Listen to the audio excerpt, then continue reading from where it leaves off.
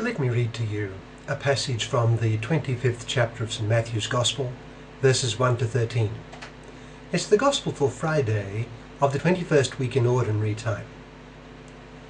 St. Matthew writes, Jesus said, "At that time the kingdom of heaven will be like 10 virgins who took their lamps and went out to meet the bridegroom.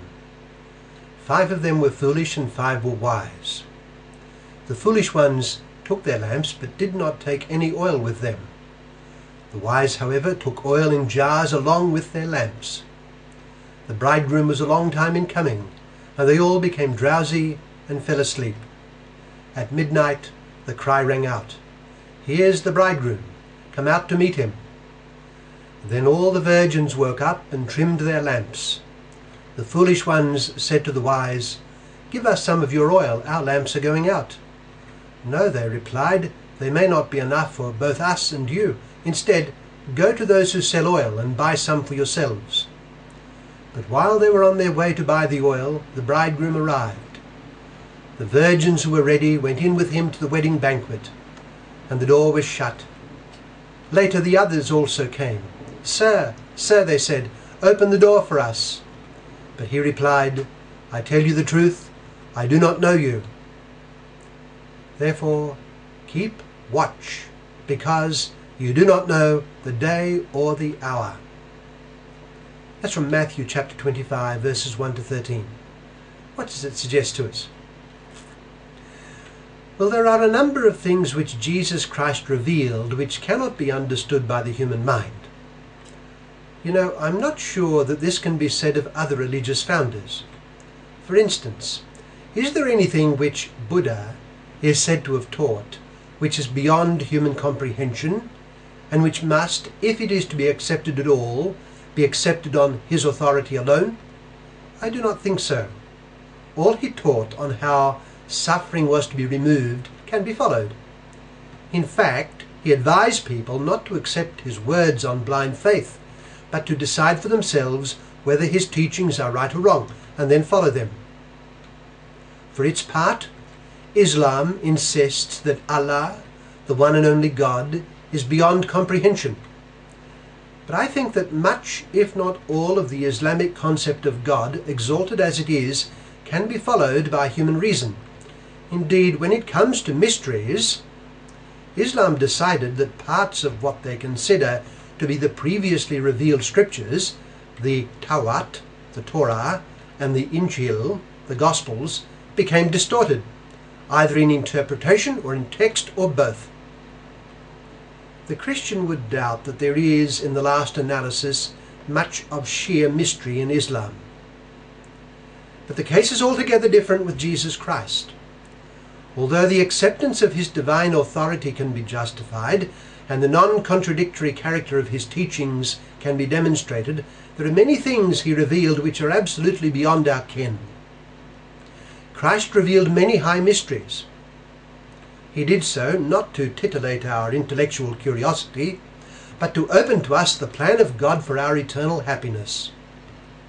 "I and the Father are one," he taught. "He who sees me sees the Father, and yet the Father is greater than I. All that the Father has mine. My flesh is real food and my blood is real drink. He who eats my flesh and drinks my blood lives in me and I in him." Many other examples could be given of revealed mystery from the text of the Scriptures and from the defined tradition of the Church. At the same time, the Christian revelation does not consist simply of mysteries beyond the mind of man. What our Lord says in our Gospel today is a case in point. Christ came to open to us the kingdom of heaven, which is nothing other than union with him and all that this entails. But what does entry to this kingdom depend on? It depends, among other things, on the very prudent virtue of being always cognizant of our fundamentally tenuous hold on life and existence. At an instant, the precious gift of life can be torn from our grasp.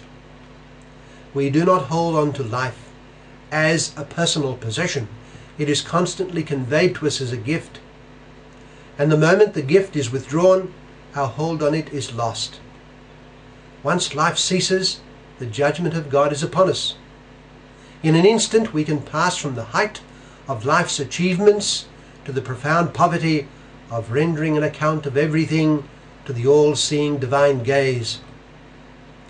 If we accept the fact of a divine judgment, and various religions do not, such as Buddhism, then ordinary human prudence would dictate a constant readiness lest that awful moment suddenly spring. Well, this is just what our Lord takes great pains to instill. In several of his parables, he insists that we exercise this human prudence. Today's parable is about the foolish virgins and the prudent ones. The foolish ones were not admitted by the bridegroom, whereas the prudent ones were. The latter were ready for his sudden arrival, and the former were not.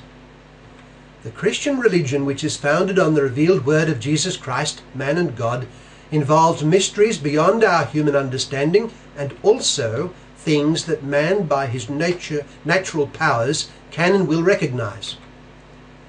It is a supernatural revelation, one beyond nature, and in various of its parts it is one which the natural light of the human mind will also sanction. After all, nature as coming from the hand of the Creator itself in its fashion serves as a word from God.